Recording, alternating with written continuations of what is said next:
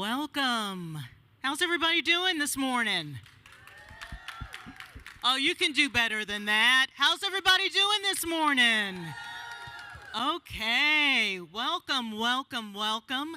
My name is Lisa Nicole Matthews. I am the planning editor for the Associated Press, and we do all of this for U.S. News, but today I am going to be moderating a discussion on the importance of advancing Black homeownership through housing equity. 3 years ago, Habitat for Humanity International created the Advancing Black Home Ownership Initiative, which is Habitat's explicit commitment to reduce the racial home ownership gap. So joining me today to talk about what it is, how it's done, and overall the effort to improve housing for Black Americans are three distinguished guests. To my left is Jonathan Reckford. He is CEO of Habitat for Humanity. Jonathan, ready? Give Jonathan a round of applause, everybody. We're going to have a great discussion today. And to my further left is Daniel Gura, who is Vice President of Habitat for Humanity and, Executive Director of Habitat Capital. And in the middle, Dr. Andre Perry. Dr. Perry is a senior fellow at the Brookings Institution and author of the forthcoming book, which you guys should have found on your seats, Black Power Scorecard, Measuring the Racial Gap and What We Can Do to Close It. So a round of applause for our panelists. So before we get into our discussion, I'd like to invite Dr. Perry to talk a little bit about his work and the need to address systemic barriers that have prevented economic gains for Black Americans. Dr. Perry. Yes, good morning, everyone. And I'll try to introduce this topic of home ownership and the importance of it by introducing myself. As the story was told to me, there was a deal made before I was born that this older woman named Elsie Boyd would take me in to her home. At the time, my biological mother was very poor. She already had a child at 15, had me at 17. She was probably abused. And so there was a deal made. As you know, back in the day, people would say, hey, make these little informal deals. So I came to 1320 Hill Avenue, Wilkinsburg, Pennsylvania.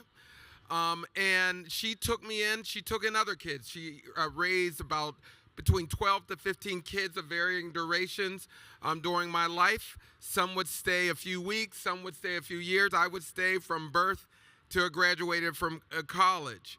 And then I started relatively recently doing research on the area in which she lived. And no surprises here, but she lived in areas that were redlined, that were subject to the unfulfilled promises of urban renewal. She couldn't necessarily leave where she lived because there were racial housing covenants all across the area around Pittsburgh in which she lived. And then that's when I also started measuring housing devaluation. Most people know me through that work, where we found that homes in Black neighborhoods, after controlling for education, crime, walkability, are underpriced by 23%, about $156 billion in lost equity all across the country. And just to put this in perspective, what that means, $156 billion would have financed more than 4 million Black-owned businesses based upon the average amount Black people use to start their firms. It would have paid for more than 8 million four-year degrees based upon the average amount of a four-year public education, replaced the pipes in Flint, Michigan 3,000 times over, covered nearly all of Hurricane Katrina damage. It's double the annual economic burden of the opioid crisis. This is a big number. So I say all that to lay context of the importance of home ownership. A lot of people look at me sitting on this stage as this exceptional romantic story. But the reality is that this woman that took me in lived in a home that was owned by her son, and she had an asset that could then be leveraged upon to help me and other children. That it wasn't some pull yourself up by your bootstrap story. It was an asset, and it is it goes with the research that I do. When in Black Power Scorecard, the book that is now available through pre-sale that you can order by clicking on the QR code, we tried to measure all the social determinants of life expectancy. Without question, in every model we ran, home ownership was in the top 3. Certainly income, education, a lot of other things, but home ownership. When you live in a geographic area where home ownership is over 65, 75%, life expectancy is pretty relatively normal to other groups. But when it's below that, it is not. And it is clear because of what I pointed out. Home ownership is connected to education. It's connected to how many resources your county and municipality has for basic services. It's connected to whether or not you go on to college or whether or not you vote. So for me, I don't want to lose sight of this very important factor. This is not just about wealth creation. This is about life itself. When we are developing and creating the neighborhood conditions where people can own a home, you are adding years to people's life. So it is critically important that we continue these efforts. Thank you so much, Dr. Perry. Now that Dr. Perry has kind of set the tone for our conversation, I bet many of you, when you hear Habitat for Humanity, you probably have a vision in your mind of folks going and kind of building a home or bringing, some plywood and doing nails and things like that. So, Jonathan, I know for me, when I think about Habitat for Humanity, I think about an organization that serves everyone. So the project itself of advancing homeownership for Black Americans, talk a little bit about how that initiative started and where it's going. Thanks so much, Lisa. And Andre, thank you for setting up. I'll try to build off your comments because we don't believe everyone should be a homeowner, but there's no question when we look over time that we have become a society of people with assets and without assets. And if you don't have assets, it's almost impossible to get them. And so for many families across all income levels, but particularly for low and moderate income families, the long-term savings from home ownership have been the lever into the middle class and that have been able to create an intergenerational asset. Now, if we just look at the math, there's a 30-point gap between white and Black home ownership. So Blacks in the United States have the lowest rate of home ownership of any demographic group. And so that at least should start with a question of how did that happen? How did we get here? And the reality is it was not accidental. And so Andre referenced redlining. And at a time in the great boom post-war, particularly for the U.S., where we were building huge numbers of starter homes, there was huge numbers of communities were built with deed restrictions that literally said you cannot sell your home to a Black or Jewish family. But on top of that, with redlining, access to housing loans was restricted for enormous numbers of families. So for so many people, that initial home created the launch pad where later those families had equity that they could then help their children with down payments or help them get to college. And a whole generation of Black families were left out of that. And so Habitat's vision is a world where everyone has a decent place to live. So it is not to only target, but because there's such high correlation, since we serve families typically between 50 and 80% of the area median income in a community, that means over time about between 2/3 and 70% of the families we have helped have been families of color. And that if we can solve access and to home ownership for more families, that's going to help Black families, but it will also help lots of other families as well. And so as we think about systems, Habitat's, in many ways for our first probably 30 years, our framing question was how many houses can we build, which was a really good question. That transitioned into what would it take to meaningfully address the housing need in all of the geographies we serve around the world. That's a much more challenging question, but that forces us to think systemically about what are the barriers that stop families from being able to access the market. That's really interesting. You know, I would never have thought about targeting a specific racial demographic, and considering the environment we're in now, politically and economically, and what appears to be the dismantling of so many projects that may even breathe diversity, equity, and inclusion. Are you concerned at all about, being attacked or, limitations to financing of a project like this? You know, we are certainly in a complicated time. A couple of things I think that are really important. Habitat, our mission statement is that we seek to put God's love into action by bringing people together to build homes, communities, and hope. And our belief is if we do this well, everyone will benefit. Andre talked about the fact that it's not just families that benefit from homeownership, the community benefits from homeownership. So the principles we're trying to put into place will actually make everyone better off. And I think a couple things are really important. One, we are political, but we're not partisan. So we don't think housing could never be a red issue or a blue issue. It's an everyone issue. And I think that's tremendously important. So how we do this work is to, I personally believe you have to love people into change. You can't really beat people into change. And that doesn't mean we don't need to change policies, but we've got to get people's hearts. And in a way, I don't know how many of you have ever volunteered with Habitat. So we'll do. Thank you for that. Now, some of you may be unbelievably skilled construction workers, but the main reason we love you volunteering is not because that's the most efficient way to build homes, but because we want to actually connect people and help them experience what's going on. And maybe in a part of their own city they've never even spent time in, and across socioeconomic classes, which I think sometimes correlates with race, but is the great divide in our society. So we are in a complex world, but we are committed to do this in a way that is non-discriminatory, that creates more opportunities for black families to have the opportunity to purchase homes. But if we do it well, the policies that would allow that will actually help lots of other families also be able to purchase homes. I think a great analog for this, if you've heard of the curb cut idea, Angela Glover popularized that idea, but actually a Texan and Republican, George Bush, signed the American with Disabilities Act.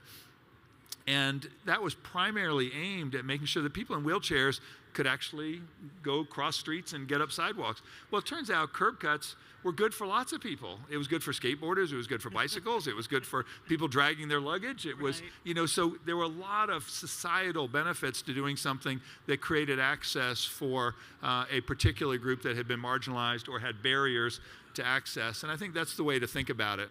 Daniel, if you just put an exclamation point on this, that when you research the well-being of one group, whoever's in the lower rung of the wealth profile in a community, when you invest in them, the overall well-being of everyone in the community grows. So we need to break this mental model of this zero sum. If you invest in one, you take away from another. So when I hear increasing black home ownership, what you should really internalize is that you're improving the overall conditions in a place so that everyone can thrive. Right. Sorry about that. Daniel, you're the money man behind all of this. Talk to us about the strategy that you employ. And I think a question that folks might be thinking about is just to put it bluntly, how poor do you have to be to qualify for a home, a Habitat home? Yeah, so first, thank you all for being here, and I'm honored and then humbled to be on this panel with these amazing leaders, luminaries, and thought providers.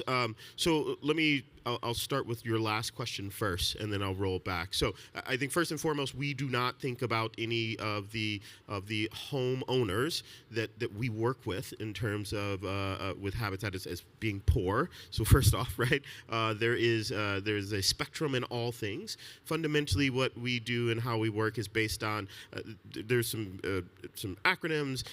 One is AMI, area mean income, but really what it references is a concept of how much money do you make by comparison to those around you in the area that you live in, right? So in Austin, a family of four would be at 80% of sort of the area mean income, right? So if the area mean income is 100, right, then what we would serve are people who are making 80% or below that number, right? And actually in Austin, a family of four is about $99,000, right? Like that is a family of four. Is 80% of area mean income in Austin is about $99,000, right? And so that's who we Habitat serve.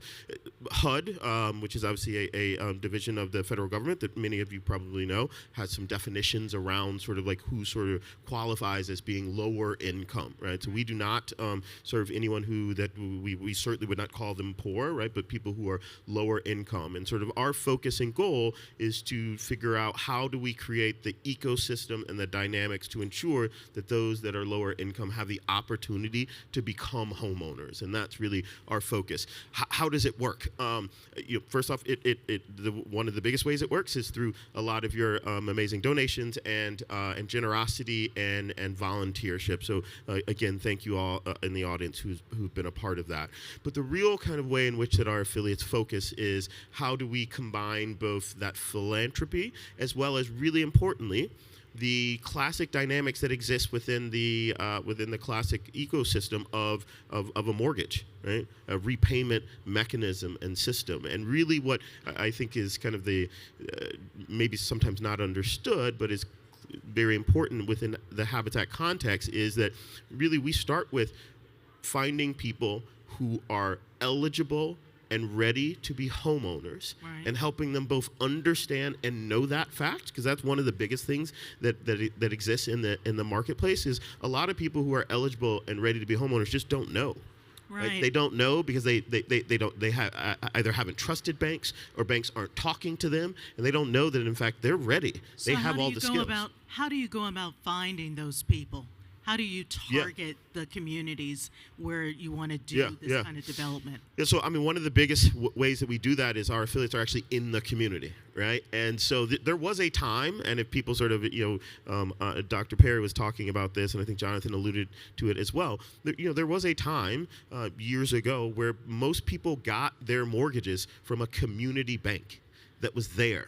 Like you knew the bank president, you saw him or her in the grocery store, right? And they asked you, hey, do you want to buy a home? You're like, I don't know, maybe, I'm a little scared, right? And then they're like, well, come in, let's talk about it. Like we can make this happen, right? Like that's the way in which that our affiliates operate. They are deeply in the community, they are trusted, and they start with a conversation of like, what is it that you want? Right? And how can we help you get there? And then you get into the math, and then you get into, okay, well, what's your budget and what's your credit score? And you get all the technical stuff. But the first thing is, do you get comfortable with this idea that you are worthy, right, eligible, and able to own a home in perpetuity? Like that's a scary thing for some marginalized communities, right? Who don't believe that maybe they are almost worthy of it, right? And that's the thing that our affiliates are incredibly able to do, and it's really important. How do you go about supporting them? Because I imagine just generally speaking, as a new homeowner, that's exciting enough as it is. But then when you find yourself in a situation that you're not used to, and then you become a homeowner, how do you support them throughout being a homeowner? Yeah, so a couple of things. So one is so Habitat Capital, we are what's called a Community Development Financial Institution, CDFI. Again, many acronyms. I apologize in advance. But so we provide capital. We've invested over $400 million in our affiliates to date, helped build over 1,500 homes. 15,000 homes over that period of time. And we provide capital to our affiliates to help them in the work that they do to actually build the home. And then in addition to that, our affiliates, in that process of working to build the home, they are providing a great deal of technical and capacity building support to the home buyers to understand what that looks like over time, right? And so typically that is it can be as short as 6 months, as long as 18 months of work with that homeowner to get them ready to understand what it looks like. That's budgeting, that's training, that's education, all of these soft skills. And I think that's the thing that gets lost oftentimes, is that the value proposition is really in the soft skills. Right? The financing is great and it's critically important, but those soft skills and that soft work that our affiliates are doing with homeowners, that's really the sort of lasting key. Yeah. And is this something that investors would be benefiting from? I mean, there are folks that would be going into the neighborhoods and potentially wanting a piece of the action, as it were. Jonathan, can you talk a little bit about that? Yeah, there's both a good and bad of this. Austin actually is a really interesting example of all the arrows moving in the right direction if you already owned a home, but disastrously wrong if you didn't. I was with a donor last night who moved here 25 years ago, bought a house for $160,000. They're selling it for $2 million. Now, they're in great shape. If you want to buy a house in Austin, not so great now. Housing prices are up 250% in the last 5 years. So the gap between what it costs to acquire a home and what you can afford it. And I would say there's still communities all over the U.S. that need investment. And then the question is, how do you do investment in a way that actually invests in the community? And I see this all over the world. There are informal settlements we work in countries all around the world where they're actually strong economic engines. They're great opportunities in these communities, but the problem is so much of the wealth is extracted. The people who own the land and the units don't live in the community, so the very high rents per square foot are actually going out rather than revolving in the community. I think we have a little bit of a challenge in some distressed communities in the rapidly accelerating markets, because you've got in the suburbs with the strong schools and the strongest economic opportunity, you've got investors buying up those homes and raising the rents, and then they're renting them out, which is actually removing starter home supply at a time where we've underbuilt housing for the last 12 years. So the number of homes available for young families to get started is out. In some of historically marginalized communities, you have a different challenge with investors. They're just sitting on land because they're seeing acceleration, but they're not investing or fixing up or doing anything with it. And that's actually getting in the way of those communities moving up, and also is keeping units off the market in a way for supply. So I think I see investment as a good thing, but how do we create the incentives so that investment actually is revolving in communities and creating access? It's another reason Andre really talked about it really well, which is it's one of those reasons homeownership is good for the whole community, because the communities with a higher rate of homeownership do perform better on all these, because, as not surprisingly, people have a stake in their community. Then they volunteer more, they're active in the community, they care about the schools. On a whole bunch of dimensions, they will be stronger advocates for their community. So when you talk about housing, there tends to be a little bit of a stigma associated with housing. Talk a little bit about how you overcome that stigma in certain neighborhoods where people are like, I don't want this in my backyard, or I don't want this in my community. Because you're not saying this is a starter home. You're saying that this is an affordable home, and people hear something different when you say affordable living. You know, I think the brand of affordable housing is terrible, and we need to keep finding words, because people hear affordable housing and they think Cabrini Green in Chicago. You know, they just go to the federal housing projects in the 50s and some of the challenges that came with those. The reality is we all want affordable housing. There's nobody at any income level doesn't want housing they can afford. So then the question is, ultimately, I think it's fundamentally a supply problem. And I think it's two things. We've got to do this in a relational way. I don't think it's very tough. If you come in and say, we're going to impose this on you, people will go to the barricades and fight. And I think we have to make the moral case and the economic case. You know, it's interesting. I live in Georgia.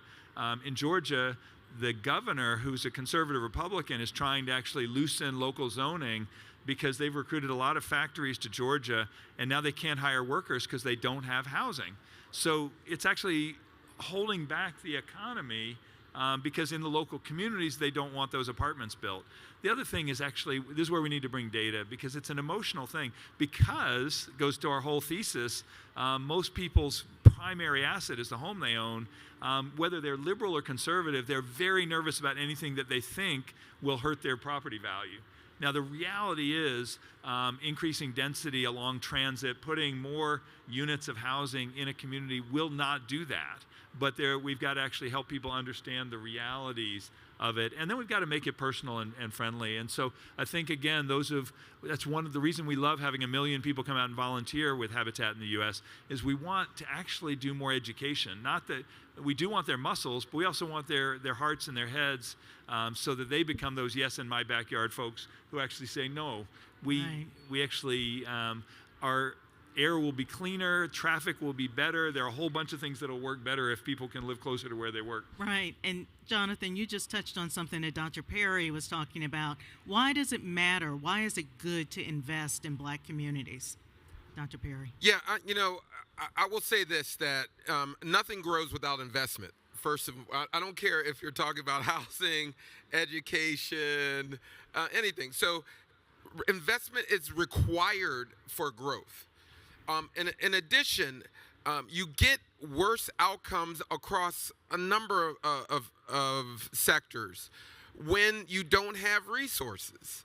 And so many of the problems that you see in communities are a direct result of people just not having capital, not having resources.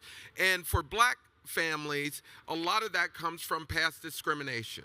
For white families, a lot of that comes from a lack or wage stagnation and sexism. So, but when you talk about Black families and the systemic barriers, when we eliminate some of those things, it improves the conditions for all. I'll just bring up this historical factor. People think that single-family zoning ordinances are sort of just a administrative detail of city governments deciding where should we put homes, where should we put businesses and things like that. But it was used to keep Black people out of certain communities. But for now, it is a major barrier for us to building in certain areas that would indeed create the kinds of growth that we're talking about. So what we want to do, we want to remove these vestiges of segregation. We do. But we also want to compel all of you to say, this helps everyone when we do. So you can actually work to increase Black homeownership, fight this past and present discrimination, and everyone reap the benefits. And so for me, I constantly beat this drum.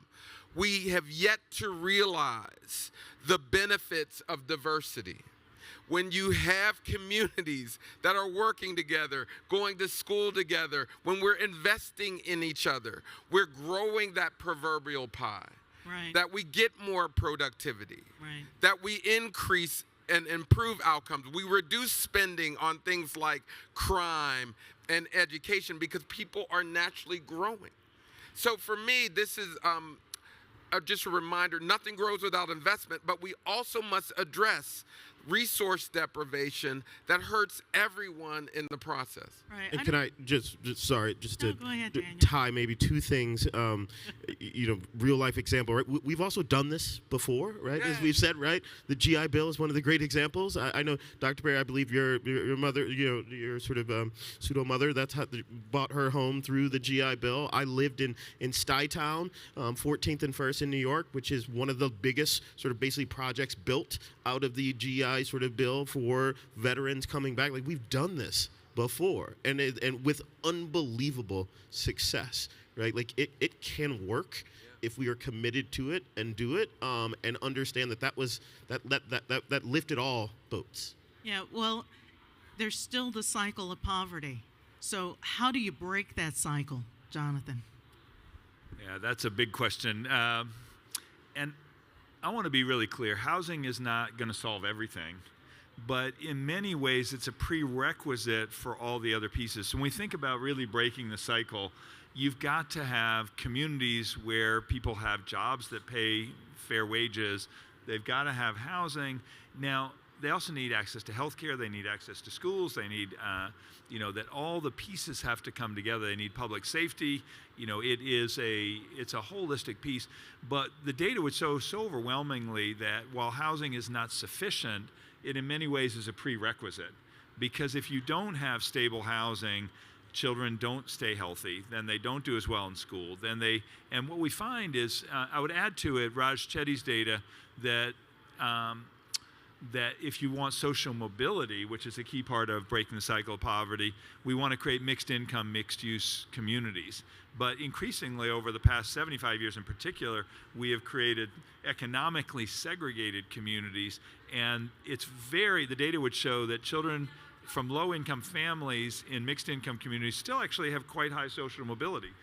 They can rise out. Jonathan, can I stump you for a minute? Because Absolutely. you just said something. Economically segregated communities. Are you guys hearing that? I mean, segregation ended years and years ago, but we are economically segregated. Talk a little bit more about the impact of that and where we're seeing it. Well, it's a big deal. I mean, I grew up in a wonderful college town, Chapel Hill, North Carolina. When I was a kid, and I'm old, it was a middle class town, and so if you went to school, everybody fed to the same 3 elementary schools and 2 middle schools, so everybody went to school together. If you were a person of faith, all the Catholics, blue collar, white collar, academic, business, professional, all went to church together, or to synagogue, or to the mosque. And so it was diverse, but everybody was in one community. You fast forward 50 years, it's an upper middle class community, which means it still has some diversity, but no economic diversity, which means you may worship, go to school, be in civic organizations with people who look different or of different faiths, but they're all in the same economic class. And that gap, I think, is structurally reinforcing this cycle of poverty. And so in many ways, real success, back to the original question, is we need to invest in historically marginalized communities and help create mixed income opportunities. The reason sometimes you actually get resistance to that is because if people get displaced from those communities, they have nowhere to go because the barriers are so high in the wealthier suburbs or the outer areas. So we need to actually increase the supply of affordable housing in those wealthier parts of town while investing in those historically marginalized communities, so that if everything became mixed income, you'd actually start moving the needle on the overall cycle. It concerns me, though, that when we're talking about it, we're talking at such a high level, right? And the community that you're going after, I mean, these are folks who have sometimes lived in apartments their entire lives, right? So there's a cultural disconnect, there's a social disconnect. Dr. Perry, can you talk a little bit about how you get at that, how you get the information to that community? Yeah, I try to explain it plainly to what people are thinking in their head and what they demand. Everyone wants to be able to work and live in relatively the same place. If you work around here in one of the bars, in the hospitality sector, you want to be able to live near where you work. And right now we have too many people who have to live 30 minutes, 45, an hour away just to get to their job that this community needs, right? So it requires wages to be at a certain level, at what we generally call a living wage. It requires to have a certain type of housing stock that people can get into. So when we're reaching out to families and to communities, and what we're actually advocating for is for them to say, hey, I deserve to live and work in this place. I've committed to Austin long before it became a hot city, long before all these fancy tech firms came here. I dedicated my life. What's in it for me? And so for me, what I try to do in my book, Black Power Scorecard, which you can get online, and you should be able to look in your seat to get. But to compel people, here are some very basic things all people should have: a good income, home ownership that's available within their geographic range. You want clean environments. You want strong families. And all those things can happen when you have the ability to access a home. Again, home ownership is not the be-all, end-all. But when you are in a county or a city where home ownership is accessible to the people working in for this festival, who's volunteering here, who's putting in that sweat equity, when you have access for those folks, oh, this is a beautiful place. Outcomes are better. Productivity is higher. So that's what we're really trying to strive to get wages up, to get a new, and because this is the thing, this is how discrimination shows up for people. A lot of folks qualify for mortgages, but they don't have a down payment because they can't save up because they're constantly living check to check. And so what we need is innovation, and we do need this space of innovators to figure out new mortgage products, new financing systems, that we can get the capital to people who are doing everything right. Yeah, I see. But simply can't get the down payment to get that home. And I see Daniel going, yes, yes, yes. So Daniel, who are you reaching out to? Who are your partners in this? Yeah, no, it's Dr. Perry sort of hit a note that we've been thinking about a lot, which is what's interesting in particular in the home ownership space, right, is there are multiple dynamics at play, right? So you have to build the home. That requires a bunch of work. That requires permits. That requires capital to build the house, right? We partner with banks. We've just raised an $82.5 million property acquisition fund where we have partners, foundations, other CDFIs, banks who have invested in the fund for us to be able to lend money to our affiliates to be able to go out and buy the land to build the homes, right? So that's a dynamic. We are also now thinking about, okay, well, you bought the land, you're building the home, but now you have to create the ecosystem to actually finance the actual sale of the home, right? And so that's another industry, right? There's the building industry that our affiliates work in, and then there's the mortgage industry. I always talk about the piping, right? The mortgage industry has a lot of piping. You have to find someone who wants to originate the loan. You have to find someone who wants to underwrite the loan, and then you have to find someone who wants to finance. What are those dynamics, right? Right now, for the most part, without getting too much in the weeds, mortgage underwriters and loan originators, they get paid based on the size of the loan. Right, so they're incentivized to want to do the $2 million home loan origination versus the $200,000. So what we're working on and thinking about with our affiliates is how can we change the piping? How can we change and innovate on how we do those financial transactions to ensure that there's actually space and opportunity on the lower end, in particular for those who are marginalized communities. For me, I'm wondering, how do you simplify that process? Because for folks just like me, Dr. Perry, we're going out, we want to purchase a home. It's difficult. You're signing your life away when you go to the bank, and they're just putting papers, and they're like, don't even read that, just sign, sign, sign. So how do you simplify that process? Yeah.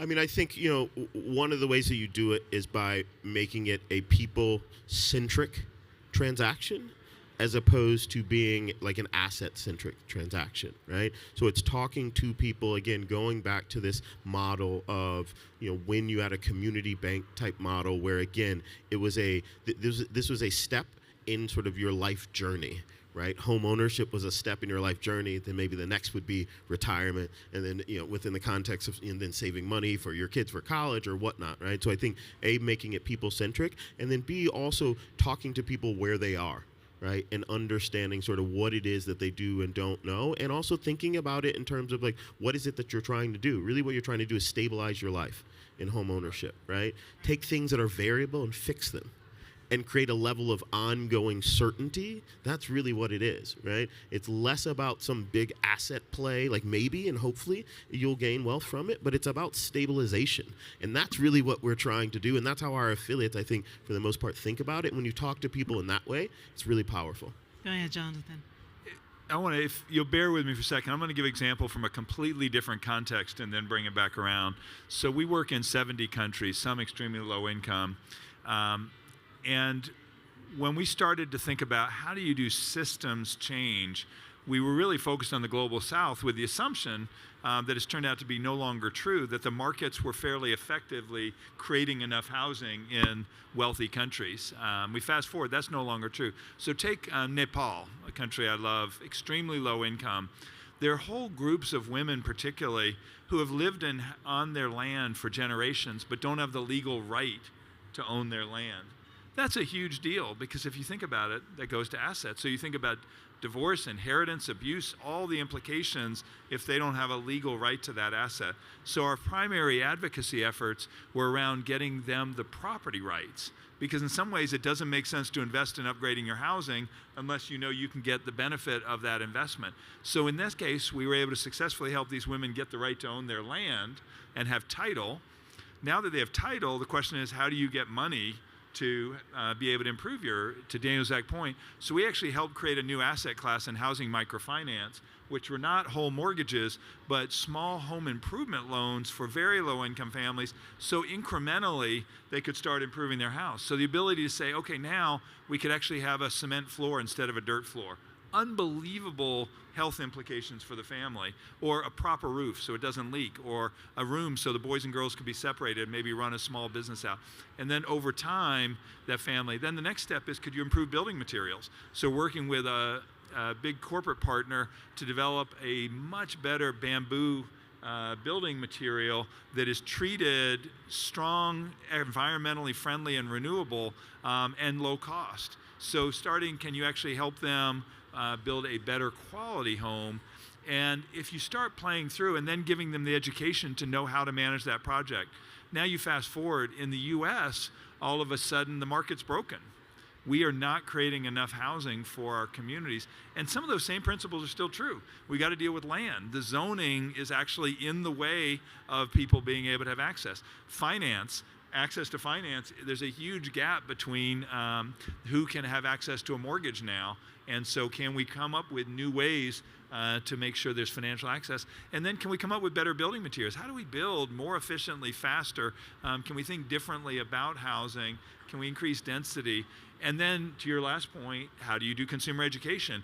And a deep part of what has made Habitat families who are buying our homes so successful is they do get financial training, home maintenance. The fact that they are working on helping build their home and their neighbors' homes means by the time they close on that mortgage, they're really well prepared to own that home. And very importantly, the mortgage is priced at a level they can actually afford. So instead of paying half their income on rent, they're paying 30% or less of their income on that mortgage, meaning they're creating an asset over time, but also have margin maybe for the first time. So I do think we have to think systemically about the housing market and figure out how do we increase the supply. And if we increase the supply, that's going to help everybody.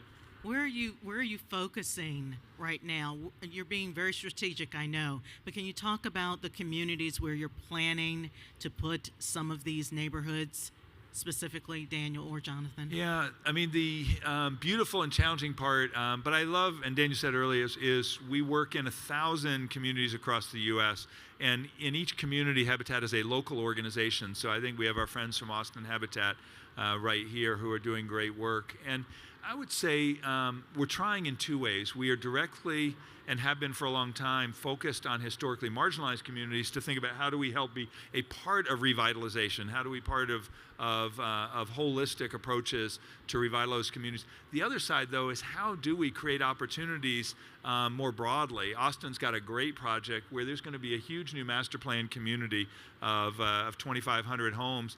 This is a breakthrough. They got agreement that 10% of those homes would be for affordable home ownership. So 250 families are going to be able to be low-income Habitat home buyers, but that means they get to be in a community that's going to have incredible green space, access to good schools, near a couple of the big factories that are hiring. So you're creating, so it's so important that we are ultimately moving towards making sure families have that chance to buy a home, but ideally in a community where they then have access to all the other things that matter. I think it's probably cool too because you're bringing together people who have something in common. right? They're be there just to support each other as well. Go ahead, Daniel. Yeah, I was just going to say, one of the amazing things, I'm always sort of shocked and taken aback by the work that our affiliates are doing around the country, because they're doing it everywhere. I was just in Montana. Our Helena affiliate's buying 250 acres, looking to develop 1,700 homes over 10 years. They might single-handedly almost like solve the affordable housing crisis in that sort of city and town. Right? It's unbelievable. Jackson Hole, our affiliate, 25 acres, going to build 200 to 400 homes there. Our Cleveland, Ohio affiliate is doing modular building in Cleveland, Ohio. So there is the beauty is that we have 1,000 home builders and mortgage lenders out there who are all sort of at the pointy tip of sort of the spear doing the work. But ultimately, it comes with a cost that needs capital. It needs advocacy, and it needs partnership and volunteerism within all of those things as well. But are you focusing, though, where the populations are? Because you need to have that population if you're, Yeah. I mean, what I always tell people, it's like, look, any place where there are people that needs housing, there's a habitat there. Okay. If we're not there, and I say this, again, Jonathan may correct me, but it's probably because there aren't enough people or population that needs housing. But if there's a population where there are people that need housing, I would tell you 99.9% of the time there's an affiliate there doing work. If we're not there, it's because those things don't exist. Okay. Well, Dr. Perry, you talked about some of the areas about education being a factor, other things being a factor. Talk a little bit about the wealth gap, the racial disparity gap that we're facing. People and education is vitally important. I just want to be clear about this. You need an education to do most things in life. But when it comes to education, we kind of, and wealth, we kind of have it backwards. We say education predicts for wealth. Actually, wealth predicts for education. When you have more wealth, when you have assets, education, one, becomes easier. Access to information is easier. So one of the things that you see, and I happen to be fortunate enough to see many different Habitat families move into their homes, and it's a great experience. If you happen to come across an opportunity to see it or experience it, please do so. But I think I was in Delaware. We were hanging out in Delaware. It might have been somewhere else, Atlanta. I've been to a few, and randomly, someone asked, the person moving into the home asked that question, what if something breaks, where do I go? And someone from Habitat in that locale said, here's what you do, here's the resource. And what was amazing, it really informed my research in this regard. Just as if you have a car breakdown. We don't provide training for people to understand everything about cars, but to go to this service center and say, hey, here's the symptoms here. What I like about Habitat also, it provides a resource for people. On top, they already have an asset. They're learning the home buying process, the home maintenance process, but they also have an advocate, someone to go to when things go wrong. And everyone needs that. And so what I take from Habitat is not that it is the solution, but is it a demonstration of what we can do if resourced and scaled and codified. So there's lots of practices that they're doing on the day-to-day that we should be legislating into policy, that providing sort of an organization or organizations to provide people that ongoing education that inevitably will be required. But I always just go back to this. When you have resources, education comes a lot easier. Not only for access to higher education and better schools, but even this knowing how to deal with everyday problems, it becomes a lot easier when you own an asset. You know, I don't think a lot of people associate home ownership with getting ahead. They just don't. You know, it's all about paying the bills. You know, if I want to have a car, I've got a car note I've got to pay, things of that nature. I've got to pay for my prescription drugs. I've got to buy food. I've got to get my kids to school. So, But let me be clear. This is right now, today. My son is getting off early because it's parent-teacher day. He's getting off early. Who's picking up my son? My neighbor. okay. Who, when I'm away doing these fancy things, who takes him on the field trip? Who does all these things? My neighbor who also happens to be a homeowner. When you own a home, you have more discretionary time and resources to help. So it is, you know, for me, it is very personal, but it's also academic. It is to give people enough assets in a geographic region so we can help each other build and grow. So that's another, you know, reason why I support all organizations that are innovating the giving access to people to own a home. All righty. Go Yeah, ahead, and Daniel. you know what's interesting about that, and it also builds that community. Yes, Right? that's When right. you know that you and your neighbor have a commitment to each other in that home ownership, it builds a community, and so then you're more likely to have these types of partnerships that you're describing, right? And that's the fabric And that's of our what country. Habitat is all about, right, Jonathan? It really is, and I think in some ways it goes all the way back to the beginning. And Habitat, for those who don't know, almost 50 years old, but the story goes further back that a kind of remarkable pastor named Clarence Jordan in 1942 started an interracial farm in southwest Georgia. And you can imagine how popular that was in southwest Georgia. And the farm never really succeeded. They got bombed, harassed, boycotted. And from the beginning, they had blacks and whites working together, getting paid equal wages, in fellowship together, in community together. And in the 60s, the farm was really failing, and they pulled together. And out of that came the most remarkable letter. And Clarence, again ahead of his time, really sort of laid out a vision. And he had a quote that I love that was so appropriate to what Andre just said. He said, "What the poor need is not charity, but capital. Not caseworkers, but co-workers." And then I love this part. "And what the rich need is a wise, honorable, and just way of divesting themselves of their overabundance." And they came up in this idea with the idea of a fund for humanity where they would come alongside sharecropping farmers, help them build a proper house instead of the terrible shack they were living. Now, I wish we could still do this. Give them a $6,000 zero-interest loan for 20 years, and they could build a house. Wouldn't that be nice now? Right.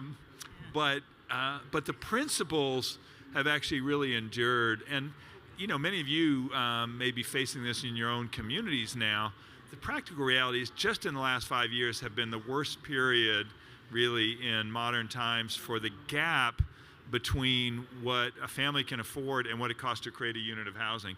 So the median family earns about $75,000 nationally, but you need right now to earn about $115,000 to afford the median home. Now, Austin's is a high income area, so this is tougher. And the question is, how do we bridge that gap?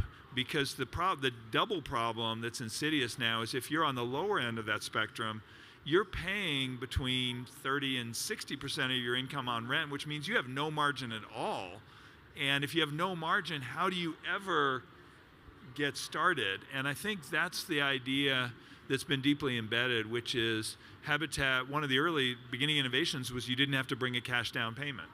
And that's such a giant barrier. But we knew, and technically we're a subprime lender, but our foreclosure rates are a fraction of higher income families' foreclosure rates because these families are really well prepared. They will do anything to keep these homes that they have purchased. And I think not only are they benefiting, but you can see over the long term how the ripples of impact have benefited their communities. And most excitingly is then what happens to their kids. And so you then see those kids being launched who are exactly what our society needs, who have been now prepared and have the opportunities that we all want. That's so good. Well, we've had quite a great discussion. You've laid a lot of information on our members of our audience, and I want to give each of you an opportunity to throw out a solution, right? And tell the audience what they can do to help Habitat moving forward on this initiative. And Daniel, we'll begin with you, and followed by Dr. Perry, and then Jonathan. Well, again, want to thank you all again for attending and this amazing panel. I'll do sort of three things very quickly. Three sort of solutions, right? So one, I think, we Jonathan mentioned it. There is there's an opportunity. I think about it within the context of this, obviously, festival for technology to play a real role, right? How are we doing the building? How are we innovating? How we create the supply? And what are going to be the new tools and strategies in the future to ensure that we can lower the cost of building, build faster, and make it more available? So I think there's a real technology aspect of this as well. The second one is, I think, advocacy, right? How can we all, each of you individually, advocate for the policies and the things that we need to ensure that these opportunities are more fruitful, right? And that we have the necessary opportunities both at the city level, municipality, and then certainly at the federal. And then the last one is sort of the culpability, right? Like, how can we all as individuals, even ourselves, want to and promote the idea of making affordable housing more available to everyone, and in particular in marginalized communities? And so what does that look like? It could be you volunteering, certainly Habitat or other organizations, right? There are other organizations that are doing this work too, and so we are certainly partners with them as well. Talking again to your local officials, and then also thinking about, as Jonathan, the amazing quote, like, how are you thinking about sort of divesting yourselves of your abundance, right? Are there opportunities both in your time as well as even in your capital for you to contribute, again, organizations like ourselves or others? So I think those are sort of three that I would mention very quickly. Dr. Perry? Yeah, there's a couple of things. One, because housing policy, there's no quote-unquote national housing policy. It occurs at the federal, state, local level. I would say in this moment in time, it is very important to engage at the local level and around zoning ordinances. It is a significant barrier. If we open up zoning in ways that we can build more units in a locale, it will help reduce the cost of building, but also ultimately the price for consumers. Another thing I would say, this is hard to put a finger on, but in this period of time, we do need to break this mental model that if we invest in one group, we're taking away from another. We have got to work as a community to understand that we should have communities where people can live and work in the same area. That's good. That's good. Right, and then this finally, and make sure you get a copy of Black Power Scorecard. Pre-order today. All right, Jonathan, you get the last that's word. That's clearly the most important thing. I think my comments would have been very much aligned with these. A couple of things. One is think about how do you make it personal, and I actually totally agree. Certainly ask at the federal level and think about challenging to make sure that candidates have a clear vision for housing. But most of the action is actually going to be state and local. And so at the local level, I do think land use and zoning is a gigantic issue. So, but even pull back another layer, and I'll ask a challenging question where I have to hold the mirror up to myself. Do you have meaningful relationships with people outside your socioeconomic class? And I would actually start with a commitment to actually go build a relationship or relationships with people who are different than you, because our society desperately needs that. And one of the things, it's not our primary mission, but we really focus on bridge building at Habitat. How do we, if you'll indulge me, I love this story. All over the world, we built the first interracial community in South Africa after apartheid. before the Good Friday Accords in Belfast, Tony Blair and his team and Sherry Adams and their team, they spent a day building a Habitat home, and all the homes in Belfast were Protestants and Catholics building together. So there's something about coming together and serving with people who are different that creates the basis for trust and relationship that can then lead to action. And so I think it can't just be up at the head. I would encourage everyone to get it into your heart, but then we want you to go be one of those yes in my backyard kind of folks who actually say, no, no, no, we're all going to be better off. Our air will be cleaner, traffic will be lighter, that actually welcoming in more units of housing is going to make our whole selfishly life better, but it's also morally the right thing to do. So we're counting on all of you. All righty. Well, thank you so much. It's been a great discussion. Yes, indeed. And we just want to let you guys know that you can support the work of Habitat for Humanity by going to habitat.org. And you can check out the Advancing Black Home Ownership exhibit in the Social Impact Zone, which is in aisle 1400. And we want you to share your support for today's panel. Please check it out, habitat.org. Thank you so much.